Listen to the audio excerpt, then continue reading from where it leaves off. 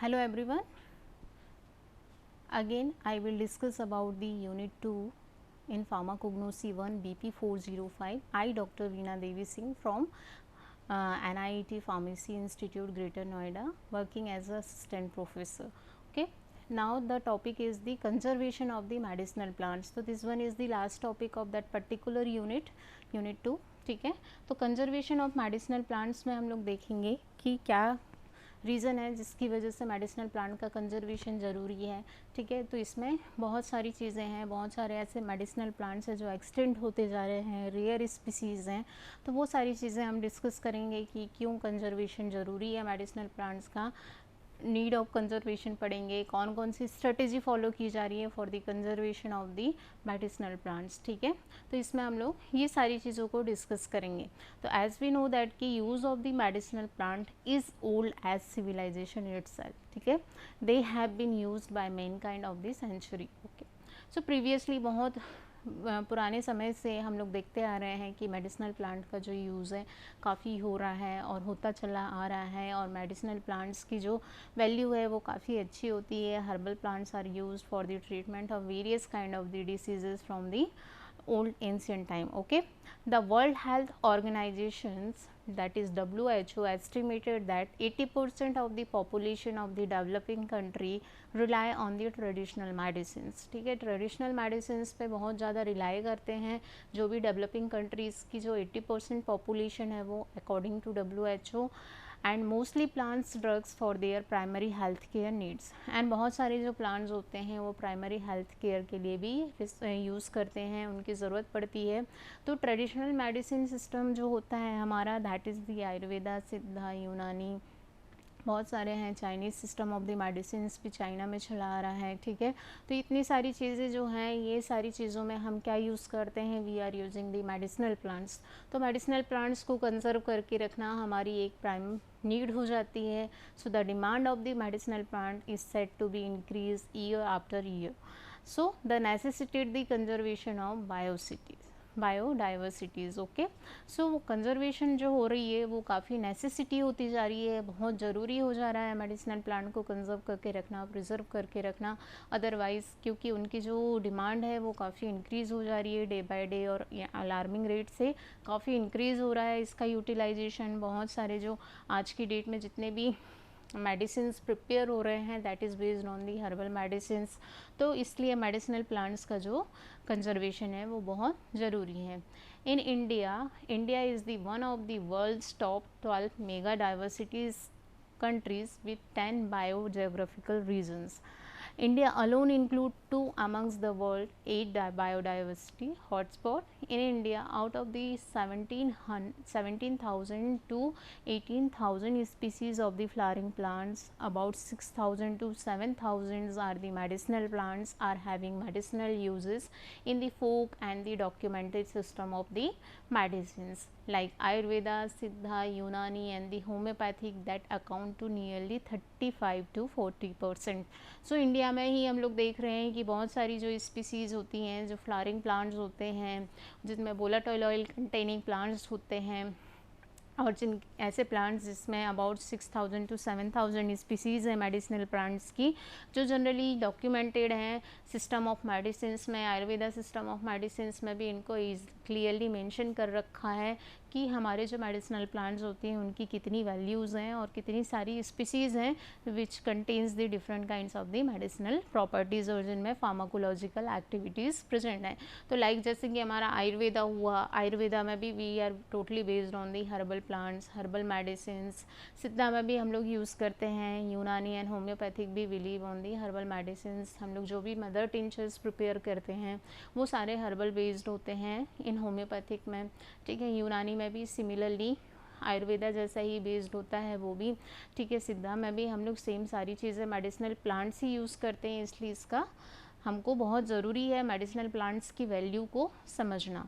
ठीक है, the growing demand of the medicinal plant is putting a heavy strain on the natural resources.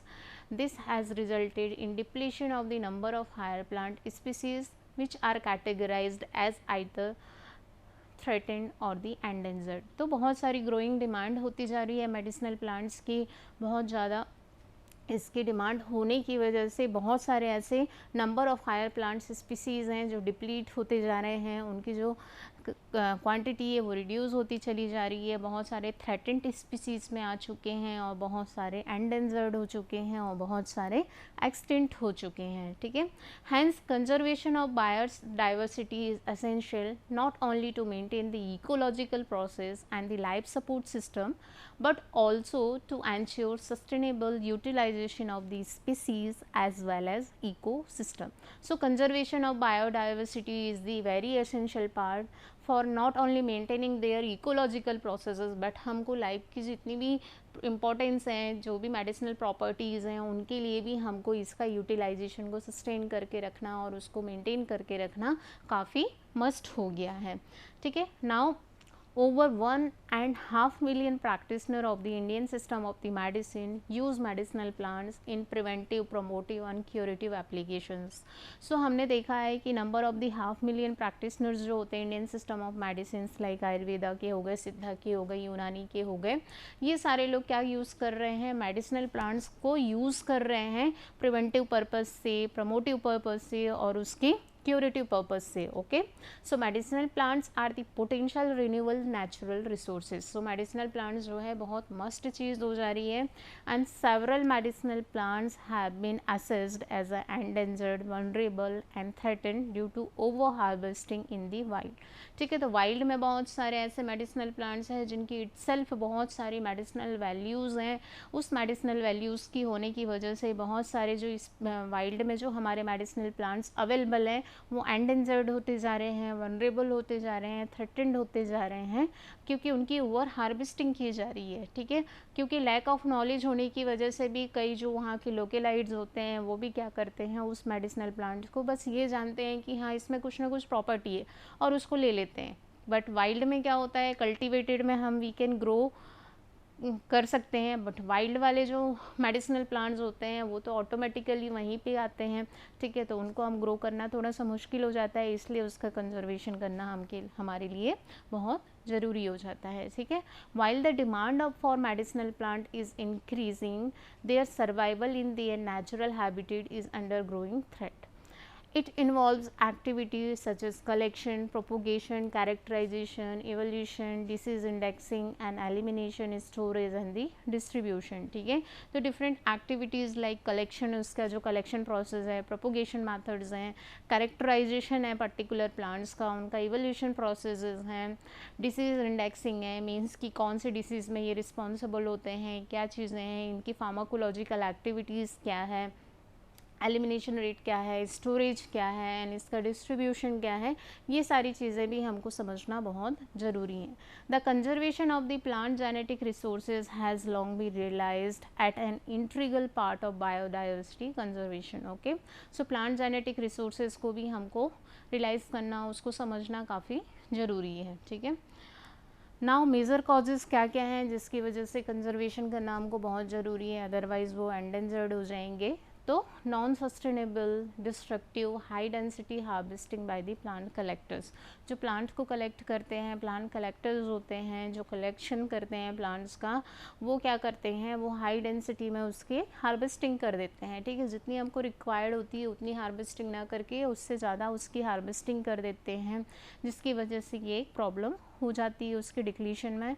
Declination in the traditional knowledge of the local community regarding use of the medicinal plants, तो जो local लोग होते हैं, local communities होती हैं, उनको जो है प्रॉपर उनका नॉलेज नहीं है, ट्रेडिशनल नॉलेज नहीं है कि किसकी वजह से मेडिसिनल प्लांट्स का क्या यूज़ है और उनका हम लोगों को कैसे यूटिलाइजेशन करना है, वो लैक ऑफ नॉलेज होने की वजह से भी हमारे जो प्लांट्स हैं वो एंडेंजर्ड होते जा रहे हैं। Over harvesting of material due to the low income of collectors and the low prices paid to them, तो ओवर हार्वेस्टिंग की जा रही है पर्टिकुलर प्लांट मटेरियल्स की, उनको लो इनकम पे किया जा रहा है, ठीक है। लो प्राइसेस में हम उनको बोल दे रहे हैं, वो हमको कलेक्ट करके दे देते हैं, तो वो भी एक प्रॉब्लम है जो उसको प्रॉब्लम कर रही है, उसकी नंबर को डिक्रीज़ कर रही है। Increase international demand for the medicinal plants, तो इंटरनेशनल डिमांड भी मेडिसिनल प्लांट्स की इंक्रीज़ होती जा रही है अदर कंट्रीज़ में एक्सपोर्ट करने के लिए भी। आज की डेट में इंडिया से इटसेल्फ बहुत सारे ऐसे मेडिसिनल प्लांट्स हैं जो एक्सपोर्ट होते हैं, तो वो भी एक रीज़न होता जा रहा है इसके डिक्लाइन होने का। Commercialization of the medicinal plants and increase accessibility of the traders to remote forest areas. ठीक है, तो commercialization of the medicinal plants का भी बढ़ता जा रहा है, जिसकी वजह से भी प्रॉब्लम हो रही है। Over deforestation, natural phenomenas like landslide कर जा रही है, forest fire, global warming and drought, these all are the different reasons due to which the plants का conservation बहुत ज़रूरी है, अदरवाइज प्लांट डिक्लाइन होते चले जा रहे हैं। तो डिफरेंट नेचुरल फिनोमिनाज हो गए, जैसे लैंडस्लाइड कर जाती है कहीं पे भी, तो बहुत सारे जो वाइल्ड मेडिसिनल प्लांट्स होते हैं वो वहीं पे एंडेंजर्ड हो जाते हैं। उसके बाद फॉरेस्ट में अगर फायर हो गया, आग लग गई, उस कंडीशन में भी हमारे जो मेडिसिनल प्लांट्स हैं वो डिटोरिएट हो जाते हैं, ख़त्म हो जाते हैं। ग्लोबल वार्मिंग की वजह से भी हो जाता है, कहीं पे प्लांट अच्छे से ग्रो नहीं कर पाए due to the drought. So all these are the different reasons due to which the plants are going to be decline. अब इसमें हम लोग देखते हैं कि डिफरेंट सिस्टम ऑफ मेडिसिन्स में डिफरेंट मेडिसिनल प्लांट्स अलग अलग मतलब यूज़ परसेंटेज में यूज़ किए जाते हैं। ठीक है, तो यहाँ पे हम देखेंगे कि सिस्टम वाइज अगर we want to discuss about that, तो आयुर्वेदा में अबाउट 81% यूज़ होते हैं, फोक मेडिसिन में 67 to 97% होते हैं, होम्योपैथी में 14 to 90%, मॉडर्न मेडिसिन में 6.38%, सिद्धा में 56%, तिब्बतियन में 23 to 23.77%, यूनानी में 52 अराउंड परसेंटेज यूज़ होते हैं। तो ऑल, जैसे कि आयुर्वेदा को हमने ग्रीन कलर से इंडिकेट कर रखा है, फोक मेडिसिन को हमने मस्टर्ड येलो कलर से इंडिकेट कर रखा है, सिद्धा को हमने रेड कलर से इंडिकेट कर रखा है। तो इस पाई चार्ट में हम देख सकते हैं कि particularly system wise medicinal plants कितने परसेंटेज में यूज़ हो रहे हैं अलग अलग सिस्टम ऑफ मेडिसिन्स में। उसके बाद इसमें देख सकते हैं uses of the medicinal plants by the parts, तो कौन सा पार्ट कितना ज़्यादा यूज़ हो रहा है। तो सबसे ज़्यादा जो यूज़ हो रहा है दैट इज़ रूट, अबाउट 32% ये यूज़ हो रहा है। ठीक है, सिमिलरली होल प्लांट की बात करेंगे तो 19% होल प्लांट्स ही यूज़ होते हैं as a medicinal property. Fruits and seeds की बात करेंगे तो 18%, बार्क की बात करें तो 10%, लीव्स में 8%, स्टेम्स 5%, फ्लावर्स 5%, गम्स जो होते हैं 2% एंड अदर पार्ट्स जो होते हैं अबाउट 1% यूज़ होते हैं। और ये सोर्स हमने लिया है ट्रेड डाटाबेस 2013 से। तो उस सोर्सेज के अकॉर्डिंग हम देख सकते हैं कि कौन कौन से मेडिसिनल प्लांट्स के पार्ट्स कितने परसेंटेज में यूज़ होते हैं। ठीक है, अब इसमें प्लांट की डाइवर्सिटी देखते हैं कि किस टाइप के प्लांट्स प्रेजेंट होते हैं। तो there are may be different types of the plants, like herbs हो गए, रेड कलर से हम देख सकते हैं, श्रब्स हैं, क्लाइंबर्स हैं और दी ट्रीज़ हैं। तो ये डिफरेंट पार्ट्स हैं जो भी यूज़ होते हैं, जिनकी इटसेल्फ मेडिसिनल प्रॉपर्टीज़ होती हैं। हर्ब्स बहुत सारे यूज़ होते हैं, श्रब्स, क्लाइंबर्स और दी ट्रीज़। ठीक है, और IUCN third status of the Indian medicine plants के बेसिस पे हम देखेंगे कि हमको कितने सारे स्पीसीज़ जो हैं यूज़ हो रही है मेडिसिनल प्लांट्स के फॉर्म में। ठीक है, तो इस डाटा के बेसिस पे भी हम समझ सकते हैं कि जिनके डाटा नहीं है प्रेजेंट, लीस्ट कंसर्न है, जिनके लिए नियर थ्रेटेंड हैं। ठीक है, तो येलो कलर हमको दिखा रहा है नियर थ्रेटेंड और वनरेबल में चले गए हैं ये। ठीक है, उसके बाद ग्रीन कलर जो हमको दिखा रहा है इसके लिए लीस्ट कंसर्न है IUCN के अकॉर्डिंग। ठीक है, और क्रिटिकली एंडेंजर्ड जो हो गए हैं that is the red colour. तो अबाउट 7% जो स्पीसीज़ हैं वो हमारी एंडेंजर्ड हो गई हैं। ठीक है, एंड इसके बाद एक्सटिंक्ट जो हो गई हैं वो ब्लैक कलर से इंडिकेट कर रहा है। तो अबाउट 2% जो हमारे प्लांट्स हैं वो एक्सटिंक्ट हो चुके हैं। ठीक है, IUCN that is international union for the conservation of the natural species के बेसिस पे जो हमारे प्लांट स्पीसीज़ हैं उनको डिफरेंट कैटेगरीज में कैटेगराइज किया गया है, like extinct in the wild, critically endangered, vulnerable, near threatened, least concern, data deficient or the non-evaluated.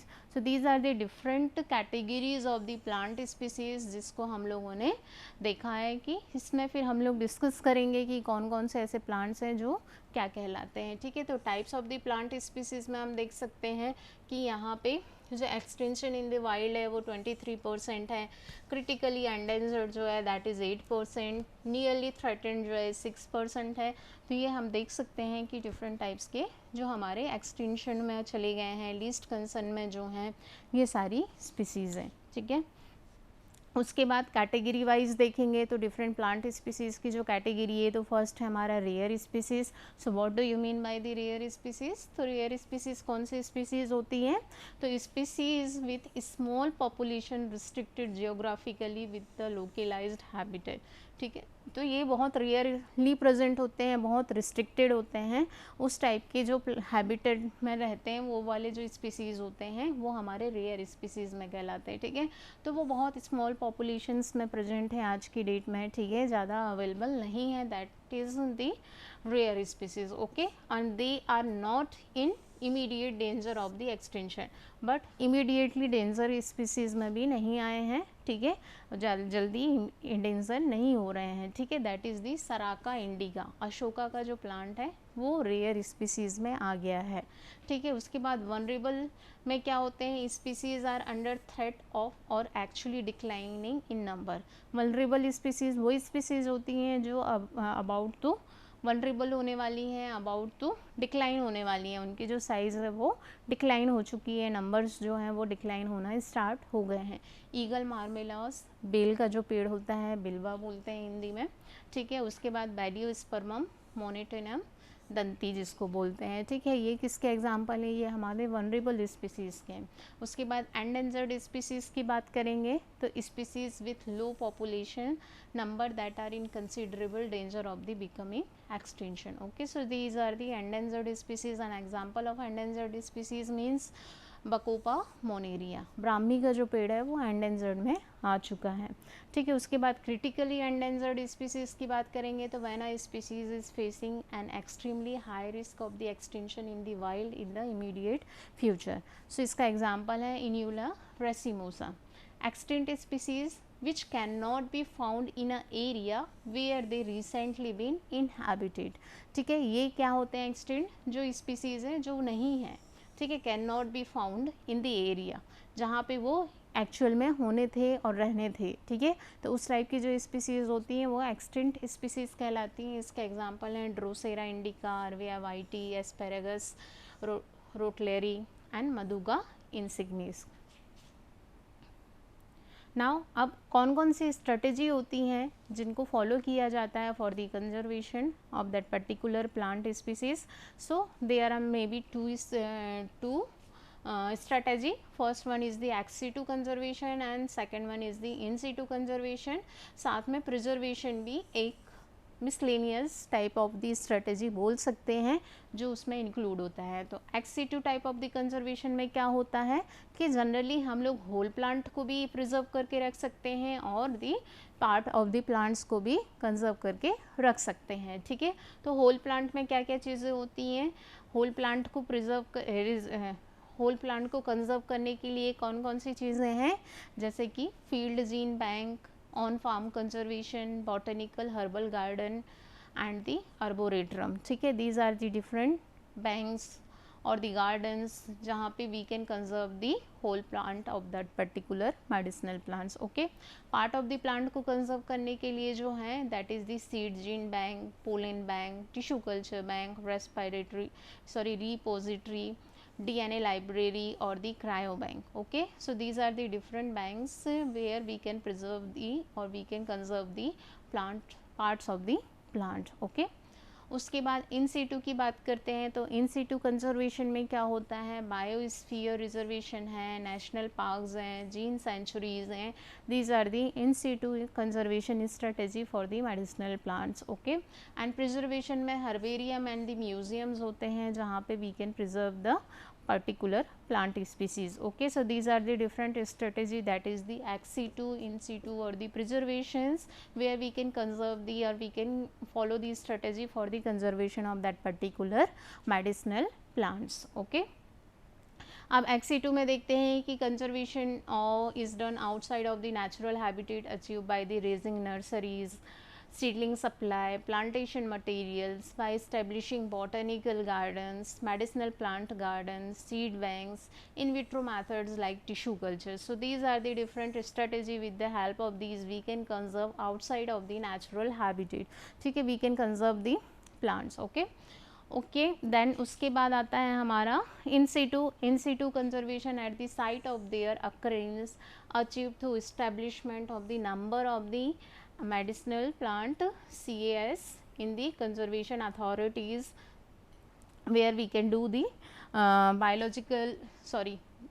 in biogeographical zone of the India in cooperation with the state forest department. ठीक है, तो conservation जो होता है ऐसी जगह पे करते हैं हम प्लांट्स का इन सीटू में, like biosphere reservation, national park and sacred sites and sacred groups etc. So these are the in situ conservation of that particular medicinal plants. तो जहाँ पे हम लोग इसको कंजर्व करके रख सकते हैं. उसके बाद सस्टेनेबल यूज़ की बात करते हैं. तो for the sustainable utilization of the medicinal plants the departments, institutions, agencies must be identified for the preparation of the documents on a various aspects of the cultivations and conservations covering availability of the planting materials, agro practices, protocols, status of the technology, ex situ और in situ conservation etcetera. ठीक है, तो sustainable utilisation के लिए जो medicinal plants के लिए different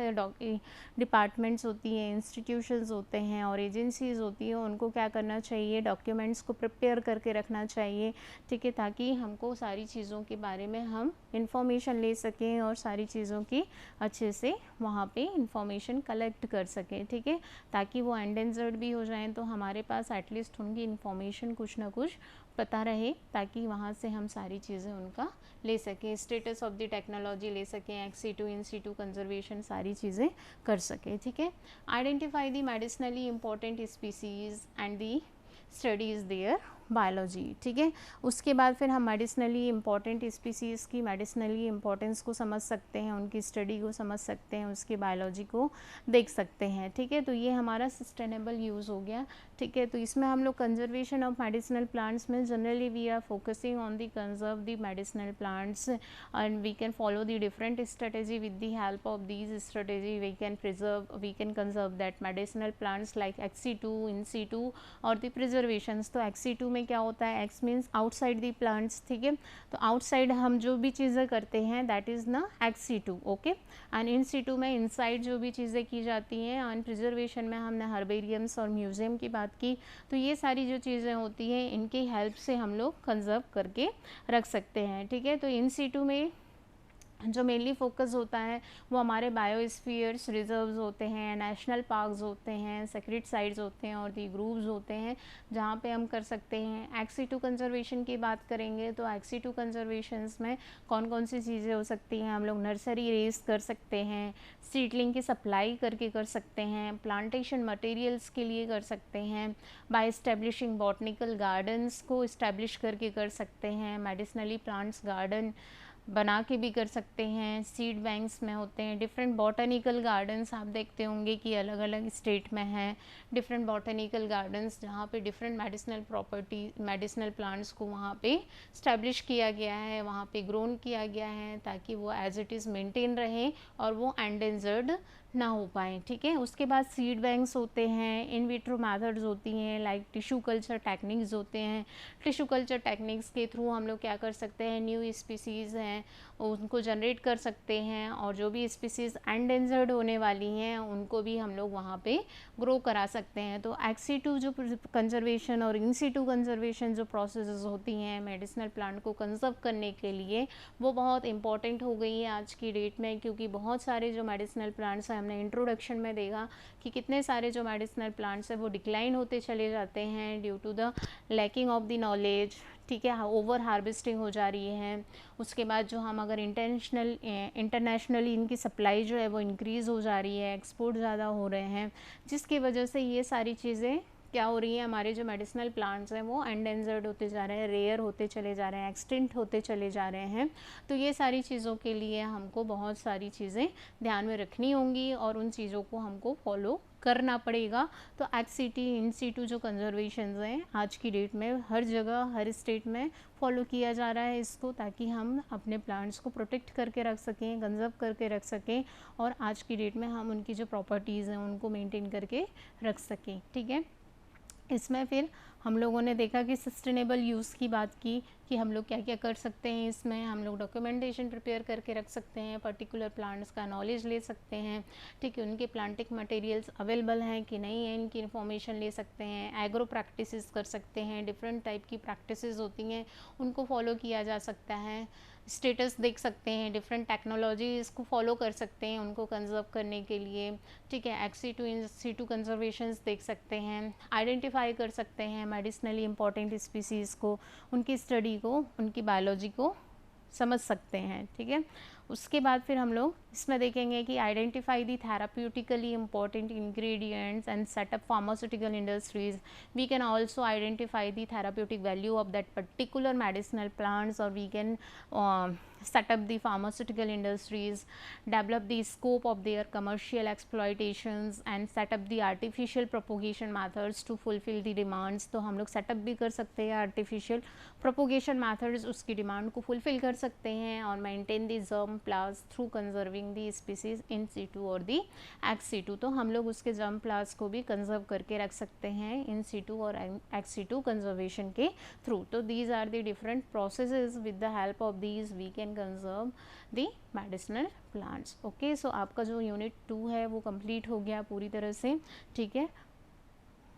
उसके बाद इसके बाद हम अवेयरनेस ला सकते हैं, न्यू स्पीसीज़ के लिए एजुकेट कर सकते हैं, ड्रग कलेक्टर्स को रिड्यूस कर सकते हैं डिपेंडेंस ऑन द वाइल्ड और the collection of the particular drug, biodiversity area must be identify और the conserve and the conserve the extent forest. Okay.